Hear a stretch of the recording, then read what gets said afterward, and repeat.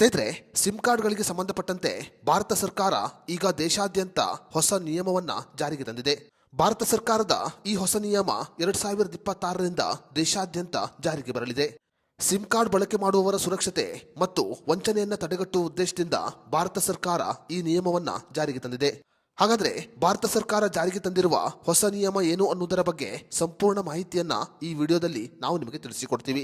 Video ತುಂಬಾ informative ಆಗಿದೆ, ಎಲ್ಲೂ ಸ್ಕಿಪ್ ಮಾಡದೆ ನೋಡಿ. ಹಾಗೂ ಈ ಮಾಹಿತಿಯನ್ನ ಸಿಮ್ ಕಾರ್ಡ್ ಬಳಕೆ ಮಾಡುವ ಪ್ರತಿಯೊಬ್ಬರಿಗೂ ಶೇರ್ ಮಾಡಿ. ಸ್ನೇಹಿತರೆ, ಭಾರತ ಸರ್ಕಾರ ಈಗ ಸಿಮ್ ಕಾರ್ಡ್ಗಳಿಗೆ ಸಂಬಂಧಪಟ್ಟಂತೆ ಕಾಲಿಂಗ್ ನೇಮ್ ಪ್ರೆಸೆಂಟೇಷನ್ ನಿಯಮವನ್ನ ದೇಶಾದ್ಯಂತ ಜಾರಿಗೆ ತಂದಿದೆ. ಭಾರತ ಸರ್ಕಾರದ ಈ ಹೊಸ ನಿಯಮದ ಪ್ರಕಾರ ಇನ್ನು ಮುಂದೆ ಅನ್ಯ ವ್ಯಕ್ತಿಗಳು ನಿಮ್ಮ ಮೊಬೈಲ್ಗೆ ಕರೆಯನ್ನ ಮಾಡಿದರೆ ಅವರ ಹೆಸರು ನಿಮ್ಮ ಮೊಬೈಲ್ ಮೇಲೆ ಡಿಸ್ಪ್ಲೇ ಆಗಲಿದೆ.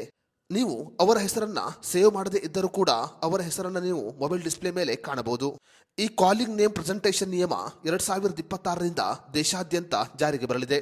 ಗ್ರಾಹಕರು ಸಿಮ್ ಕಾರ್ಡ್ ಖರೀದಿ ಮಾಡುವಾಗ ಕೊಟ್ಟ KYCಯ ಆಧಾರದ ಮೇಲೆ ಅವರ ಹೆಸರನ್ನ ಮೊಬೈಲ್ ಮೇಲೆ ಡಿಸ್ಪ್ಲೇ ಮಾಡಲಾಗುತ್ತೆ. ಅದೇ ರೀತಿಯಲ್ಲಿ 2026ರಿಂದ ಸಿಮ್ ಬೈಂಡಿಂಗ್ ನಿಯಮ ದೇಶಾದ್ಯಂತ ಜಾರಿಗೆ ಬರಲಿದೆ. ಸ್ನೇಹಿತರೆ, ಈ ಸಿಮ್ ಬೈಂಡಿಂಗ್ ನಿಯಮ ಅಂತ ಹೇಳಿದ್ರೆ ಸಿಮ್ ಕಾರ್ಡ್ ನಂಬರ್ ಅನ್ನ ಮೊಬೈಲ್ ಸಂಖ್ಯೆಗೆ ಒಂದು ಲಿಂಕ್ ಮಾಡುವ ತಂತ್ರಜ್ಞಾನವಾಗಿದೆ. ಈ ತಂತ್ರಜ್ಞಾನವು ಗ್ರಾಹಕರ ಸುರಕ್ಷತೆಯಲ್ಲಿ ಪ್ರಮುಖವಾದ ಪಾತ್ರವನ್ನ ವಹಿಸುತ್ತೆ. 2026ರ ವರ್ಷದಿಂದ ಭಾರತಾದ್ಯಂತ ಈ ನಿಯಮ ಜಾರಿಗೆ ಬರಲಿದೆ.